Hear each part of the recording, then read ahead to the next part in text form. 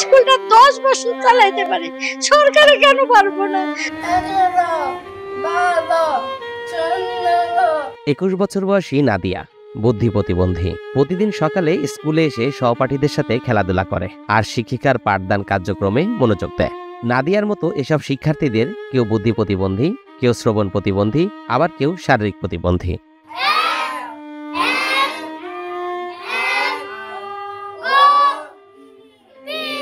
সাধারণ শিক্ষার্থীদের জন্য গাজীপুরের বিভিন্ন স্থানে স্কুল ও কিন্ডারগার্টেন থাকলেও প্রতিবন্ধীদের জন্য তেমন শিক্ষার কোনো সুযোগ নেই। তাই প্রতিবন্ধী মানুষের কথা চিন্তা করে 2014 সালে কালিয়াকৈর পৌরসভার দক্ষিণ কালামপুর এলাকায় প্রতিবন্ধী শিক্ষার্থীদের জন্য এই বিদ্যালয়টি প্রতিষ্ঠা করেন শামসুন নাহার। নিজের প্রতিবন্ধী মেয়ের কথা চিন্তা করেই এমন উদ্যোগ বলে জানান তিনি। আমার ছোট মেয়ে প্রতিবন্ধী, পরে যখন ও বড় হয় তখন অনেক স্কুলে গেছিলাম, ভর্তি নেয় নাই। তাই আমি সিদ্ধান্ত নেই যে আমি নিজেই একটু পড়ার ব্যবস্থা করি। পরে আমার বারান্দাতে আমি 5 জন বাচ্চা নিয়ে শুরু করি।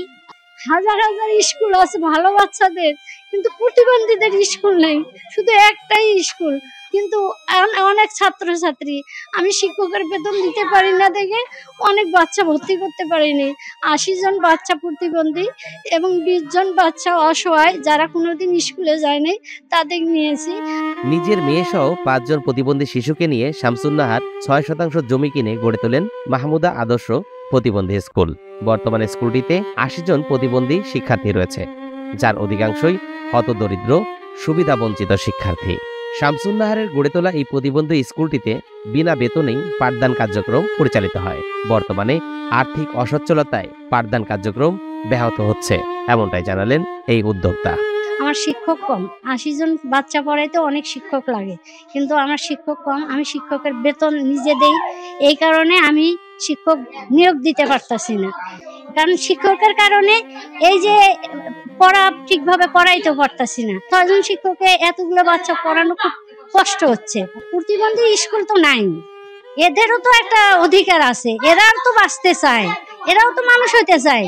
এরা যে এখানে আসে, আমার কাছে আসে, যে পড়াশোনা করতেছে, এরা নাচ গান, কেউ নাচতে ভালোবাসে, কেউ খেলতে ভালোবাসে, কেউ আর্ট করতে ভালোবাসে, কেউ গান গাইতে ভালোবাসে। যে যেটা শিখতে চায় তাদের শিখে। সরকারের কাছে দাবি আমার একটাই, যে এই স্কুলটা কালিয়াকৈরের মধ্যে একটা স্কুল, এটার দিকে দৃষ্টি দেওয়া হোক। এটা আমি একটা অসহায় মানুষ, একটি দরিদ্র মানুষ, তারপরেও যদি আমি একা এই স্কুলটা 10 বছর চালাইতে পারি, সরকারে কেন পারবো না? সরকারে কেন এটা উদ্যোগ নিতেছে না? কেন এটা সহযোগিতা করতেছে না? আমার মেয়ের স্মৃতি রাখবো বলে তো আমি কষ্ট করতেছি, তারাও এই বাচ্চাদের জন্য কষ্ট করুক, তারাও এই বাচ্চাদের ভবিষ্যৎ করার চিন্তা করুক। সাধারণ স্কুলে প্রতিবন্ধী শিক্ষার্থীদের গুরুত্ব না দেওয়ায় মাহমুদা আদর্শ প্রতিবন্ধী স্কুলে নিজেদের সন্তানদের ভর্তি করেছেন অভিভাবকরা। আমার বাচ্চা আজকে প্রায় 5 যখন শুরু হয়েছে এই স্কুলটা তখনই ভর্তি করাইছি। আমার মেয়ে ডাউন সিনড্রোম, তো প্রথমে ওকে নর্মাল প্রাইমারি স্কুলে ভর্তি করাইছিলাম, কিন্তু ওখানে লেখাপড়ার সাথে অ্যাডজাস্ট হতে পারেনি। যেমন এখানে বিশেষ চাহিদা সম্পন্ন বাচ্চাদের জন্য যেভাবে লেখাপড়া করার প্রয়োজন সেভাবে এখানে করানো হচ্ছে, সে কারণে আগের চেয়ে কিছুটা উন্নতি হয়েছে। আমার বাচ্চার বয়স হলো 12 শেষে 13-তে পড়ছে। এখন ওর সমস্যা ছিল, ও কথা বলতে পারে কিন্তু মুখে একটু বাজে, আর একটা জিনিস বলতে পারলে ওটা মনে রাখতে পারে না, কিছুক্ষণ পরে আবার ভুলে যায়। এর জন্য স্বাভাবিক স্কুলে ভর্তি করার পরে এরা বলতেছে যে না, এই জায়গায় পড়ালেখা হবে না, অন্য স্কুলে ভর্তি করে দেন। পরে এই জায়গায় নিয়ে আসলাম, এই জায়গায় নিয়ে এসে একটু আগের দিকে অনেক ভালো হয়েছে, একটু বলতে পারে, একটু মনে রাখতে পারে। ব্যক্তি উদ্যোগে গড়ে ওঠা উপজেলার একমাত্র প্রতিবন্ধী স্কুলটি উপজেলা প্রশাসনের তত্ত্বাবধানেই রয়েছে। প্রয়োজনে বিদ্যালয়টিকে সব ধরনের সহযোগিতা অব্যাহত রাখা হবে, এমনটাই জানালেন উপজেলা নির্বাহী কর্মকর্তা। মাহমুদা স্মৃতি যে প্রতিবন্ধী স্কুল, বিশেষত আমাদের স্পেশাল শিশুদের জন্য, এটা আমাদের কালিয়াকৈরের একমাত্র প্রতিষ্ঠান এবং হচ্ছে সবচেয়ে সুন্দর প্রতিষ্ঠান যেখানে বিশেষ চাহিদা সম্পন্ন শিশুদের পড়ালেখা করানো হয়। এটা আসলে বেসিক্যালি তারা 2 ভাবে চলে। একটা হচ্ছে কিছু এনজিও আছে, তাদের বাচ্চাদের পড়াশোনার জন্য কিছু ফান্ডিং করে থাকে, আর আমরা উপজেলা প্রশাসনের সম্পৃক্ততা বলতে আমরা বেসিক্যালি আমাদের তত্ত্বাবধানে সেটা পরিচালিত। আমাদের সমাজসেবা অফিসার ওটার পরিচালনার দায়িত্বে আছেন।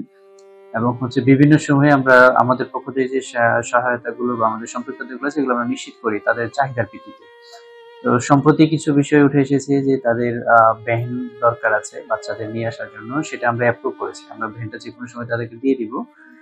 আর এছাড়া যদি অন্য কোনো চাহিদা থেকে থাকে, তো আপনাদের মাধ্যমে আমি স্কুল যারা পরিচালনার সাথে যুক্ত তাদেরকে বলবো যোগাযোগ করার জন্য। যদি কোনো ধরনের কোনো চাহিদা থেকে থাকে আর কি, যে বেঞ্চ বা বাচ্চাদের বিশেষ কোনো সুবিধা বা যাতায়াতের যদি কোনো ইস্যু থাকে, আমাদের নজরে আনলে সেটা অবশ্যই আমরা ঠিক করবো। তবে এখন পর্যন্ত যতগুলো চাহিদা ছিল আমরা টাইম টু টাইম সেগুলো প্রোভাইড করার চেষ্টা করেছি এবং এটা আমাদের অব্যাহত থাকবে।